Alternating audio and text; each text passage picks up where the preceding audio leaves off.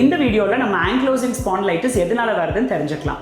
ஆங்க்லோசிங் spondylitis அப்படிங்கிறது ஒரு auto immune disease. அதாவது நம்ம நோய் எதிர்ப்பு சக்தி நம்மளோட ஜாயின்ட்ஸ்க்கு எதிராக செயல்பட்டதுன்னா இந்த ஆங்க்லோசிங் ஸ்பாண்டிலைட்டிஸ் வரலாம்.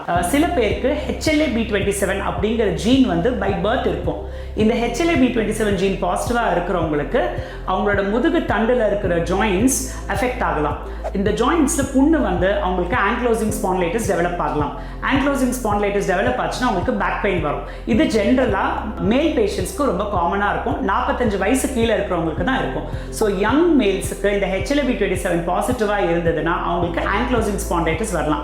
இதுக்கு முக்கியமான காரணம் நம்ம நோய் எதிர்ப்பு சக்தி நமக்கு எதிராக செயல்பட்டால் இந்த டிசீஸ் வரதுக்கான வாய்ப்புகள் உண்டு. ஸோ உங்களுக்கு இந்த டிசீஸ்க்கான சிம்டம்ஸ் ஏதாவது இருந்ததுன்னா நீங்கள் ருமட்டாலஜிஸ்ட்டை பார்த்து இந்த HLA-B27 ஜீன் இருக்கான்னு நீங்கள் செக் பண்ணிக்க வேண்டி இருக்கும். அடுத்த வீடியோவில் நம்ம ஆங்க்லோசிங் ஸ்பாண்டிலைட்டிஸில் வேற என்னெல்லாம் சிம்டம்ஸ் இருக்கலாம் அப்படின்றத பற்றி டிஸ்கஸ் பண்ணலாம்.